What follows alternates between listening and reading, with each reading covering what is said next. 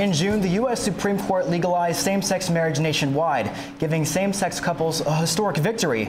Now the focus is on their families and the unconventional ways they have children.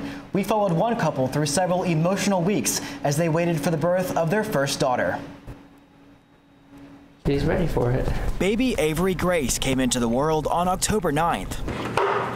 Her parents, Mark and Jeff, had waited years for this day to come. We are just a family like anyone else.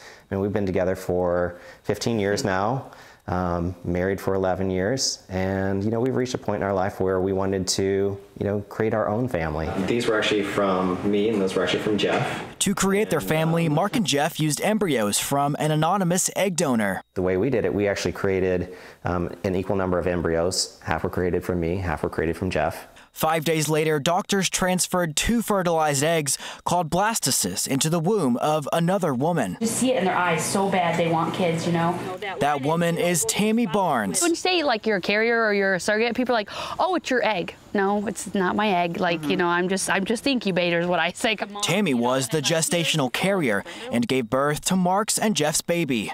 Tammy and her wife used a sperm donor to have their daughter, Maggie. People don't understand, but I just tell them, hey, like the whole reason I got into it is because we have a daughter who, from a donor, and so I wanted to kind of pay it forward. After 3 egg donors and 2 rounds of in vitro fertilization, baby Avery Grace was on the way. And at that point, we were successful. We were pregnant. 2 weeks before his daughter's birth, Mark couldn't believe he was about to become a father. 9 months has been positive overall. Just been more and more excited, and now the nerves start to kick in as you realize it's about to become reality. Baby Avery Grace weighed in at 6 pounds, 12 ounces, with 2 loving fathers. We checked in on Mark, Jeff, and baby Avery. Hey there, how are you? Come on in. 6 days after she was born. How does it feel? It's incredible. Awesome. Finally parents? Finally parents. Well, everybody should be able to experience that first moment. When you first see your child for the very first time and hear that cry, that first cry, it's really emotional. Yeah. They say life with baby Avery is a dream come true. Yeah, first night, 4.5 hours of nonstop crying, screaming, and us trying to figure out, what does she need? Tammy says she wants to be part of Avery's life as she grows up. I love Mark and Jeff, and there's like family to me. It's so nice. Tammy, the birth mother, is pumping breast milk for their daughter, and she plans to continue to be involved in Avery Grace's life. The U.S. Supreme Court legalized same-sex marriage nationwide earlier this year. But for those families and their children, the legal battles are far from over. Ben Smart joins us now. Ben, what are the legal hurdles? Well, CB, first-time parents know that having a baby can be stressful. But on top of that, can you imagine having to spend several $1,000s and waiting several months just to have your family legally recognized? It sounds crazy, doesn't it? Well, a maze of parenting laws in North Carolina is making this a reality for one same-sex couple. Also, during our shower, people gave us lots of advice for all those diaper changes we're going to be doing. Diapers. Names picked out. 15 names, but we have probably our top 5. Piles of clothes for their baby girl. Got to have her little tutu going on. The scheduled C-section is just 2 weeks away. Yeah, we're very excited. I mean, I would say a little anxious too. Same-sex couple Mark and Jeff are having a baby through in vitro fertilization.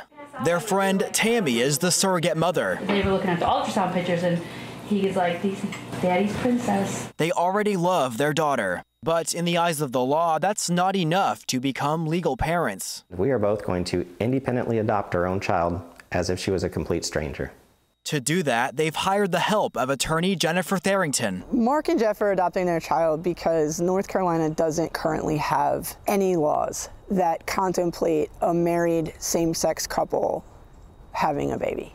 The current state law assumes the person who gives birth to a baby is listed as parent number 1 on the birth certificate. The law says her husband or known biological father is listed as parent number 2. But Mark and Jeff say they don't want to know which of them is the genetic father. I mean, for us, it's not, one is neither more a dad than the other. We're both equal in this. And so we said, what does it really matter? She's ready for it.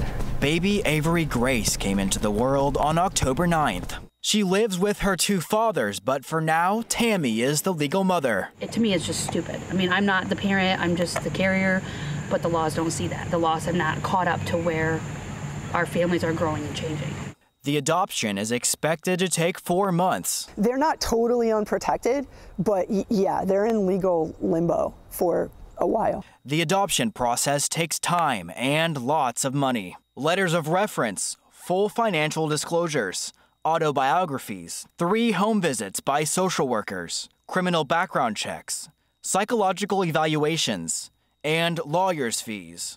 It could be $4,000 or $5,000 to go through the adoption, and I think that is a challenge. Until their legal parents, Mark and Jeff have few parental rights. In May of this year, North Carolina Vital Records allowed 2 same-sex female parents to be listed on their child's birth certificate, but CB, as of now, same-sex male couples don't have that same right. Wow, well, Ben Smart, thanks for joining us.